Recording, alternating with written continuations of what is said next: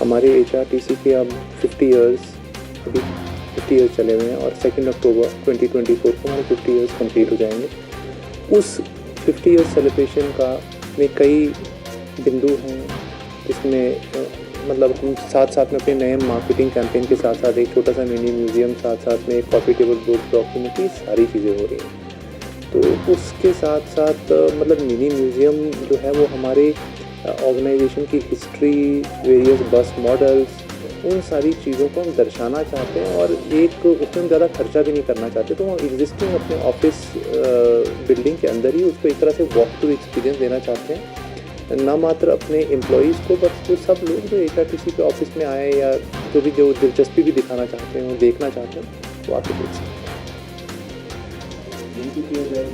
बिल्कुल बिल्कुल, ये हमारे ही, इसमें कोई एक्स्ट्रा खर्चा नहीं होगा इंफ्रास्ट्रक्चर पे, हम अपने ऑफिस में ही करेंगे। क्योंकि हम जानते हैं कि अगर आप हमारे ऑफिस में स्पेस है और वॉक थ्रू स्पेस बहुत ज़्यादा है तो डेफिनेटली उसके अंदर हम मैनेज कर सकते हैं। मतलब हम ये नहीं बोल रहे कि एक बहुत आलीशान होगा, बट एटलीस्ट हमारी ऑर्गेनाइजेशन की जो बेसिक हिस्ट्री है और इसको हम बेसिकली मज़ेदार बनाना चाहते हैं, तो हमारा एक कोशिश है।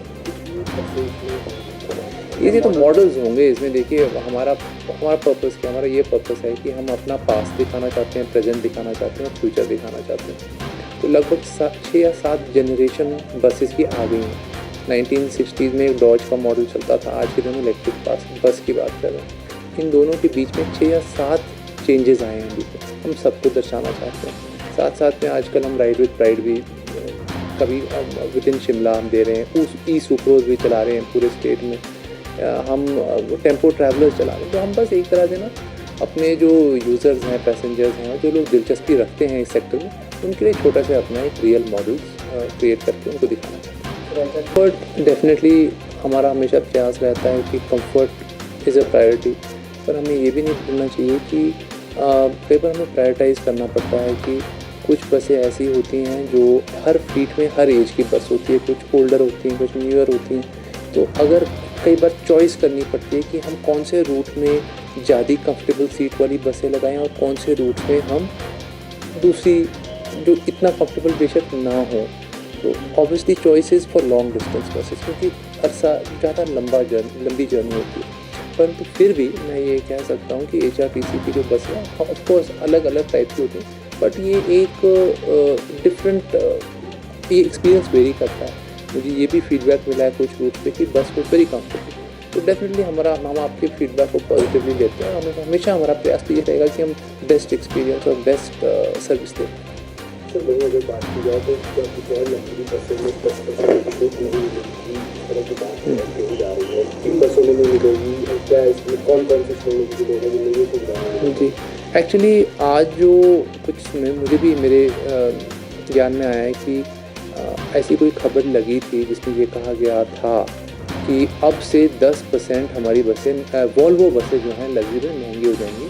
पर मैं आपके चैनल के माध्यम से क्लियरली सबको बताना चाहूँगा ये बिल्कुल इनएक्यूरेट है और सत्य नहीं, ऐसा बिल्कुल नहीं है। इस पूरी उस समाचार का हम खंडन करते हैं, वो बिल्कुल इनकरेक्ट है। हुआ क्या है ये जानना इम्पोर्टेंट है, तो मैं बता देता हूँ। हम 1 अक्टूबर से लेकर 31 मार्च तक हर वर्ष जो केवल हमारे स्मार्ट कार्ड होल्डर हैं, जिन्होंने एक स्मार्ट कार्ड खरीदा हुआ है, उन लोगों को अपनी लग्जरी बसेस में हम 10% का डिस्काउंट देते हैं। अब से नहीं, हर वर्ष से। और 1 अप्रैल को वो 10% का जो डिस्काउंट होता है वो लागू नहीं होता। मात्र उस श्रेणी के लिए ये थी, परंतु जिस तरह से उस समाचार को बताया गया, ऐसे बताया गया कि ऐसे हमने रेट्स बढ़ा दिए और सबके लिए बढ़ा दिए, ऐसा कुछ नहीं हुआ है। ये मैं आपको पूरी गारंटी से कह सकता हूँ। Yes absolutely.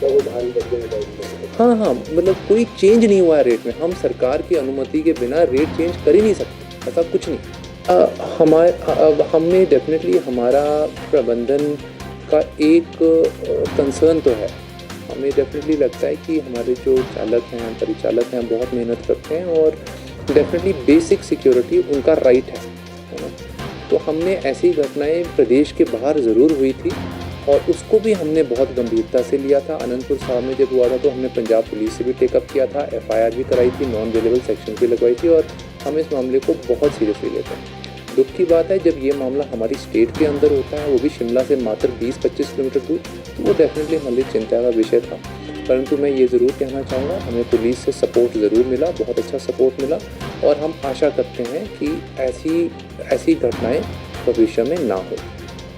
तो यही जो है आपने वही शुरू की कैशलेस बस सर्विस, तो क्या इसको लेकर प्लानिंग है? क्योंकि अभी तो सिर्फ शिमला शहर में जी। कैसे एक्सटेंड किया जाएगा पूरे हिमाचल में? अभी कहाँ इसकी तैयारी है? हाँ जी, बिल्कुल। इसको बल्कि आपने मुझसे जो सवाल पूछा, मैं ये बताना चाहूँगा, हमारा टारगेट है कि 30 मई तक पूरे हिमाचल के समस्त जो हमारे 31 यूनिट्स हैं उन सब में हम कैशलेस हो जाएंगे, और हमने इसका एक रोल आउट प्लान बनाया है। अभी मैं आपको बताना चाहूँगा कि शिमला लोकल के साथ साथ हमारी वॉल्वो बसें में भी अधिकतम हमने रोल आउट कर दिया है। हम इसके साथ साथ नाहन, सोलन, पालमपुर, सुंदरनगर, हमीरपुर, धर्मशाला, मंडी, बिलासपुर, नगरोटा, सरकाघाट, बैजनाथ, ऊना और धर्मपुर में हमारा टारगेट है 30 अप्रैल का। मोटा ये टारगेट है, 5-6 दिन ऊपर नीचे हो सकता है, बट ये हमारा टारगेट है इन ब्लॉक्स का। उसके बाद हम अगले 16 पे, अगले 15 जो बचते हैं उन पे चले जाएंगे, तो हम मानते हैं महीने के अंदर हम उनको भी अभी लागू कर देंगे। इसके साथ साथ जो हमारा अगला है वो है नेशनल कॉमन मोबिलिटी कार्ड। तो HRTC पूरे प्रदेश में पहली ऑर्गेनाइजेशन होगी जो NCMC कार्ड भी अप्लाई करेगी। बहुत कम कॉरपोरेशन हैं पूरे देश में जिन्होंने इसको अप्लाई किया है, तो ये भी हमारे लिए एक टारगेट है और हम इसको पूरी तरह से अचीव करेंगे। हमारा रिस्पॉन्स इंटरेस्टिंग है। हमें हो रही हैं ट्रांजैक्शंस। हमने अभी जैसे शिमला लोकल में मैंने पिछले हफ्ते इसका थोड़ा सा हमने रिव्यू किया था, तो हमने ये पाया था कि हो रही हैं ट्रांजैक्शंस। छोटे अमाउंट में लोग डेफिनेटली इसको यूज़ कर रहे हैं। 15-20 हज़ार की ट्रांजैक्शंस हो रही थी, तो मुझे लगता है वो भी एक शुरुआत है। अब जैसी नंबर ऑफ़ मशीन्स बढ़ेंगी तो खुद ब खुद इसका यूजेज भी बढ़ेगा।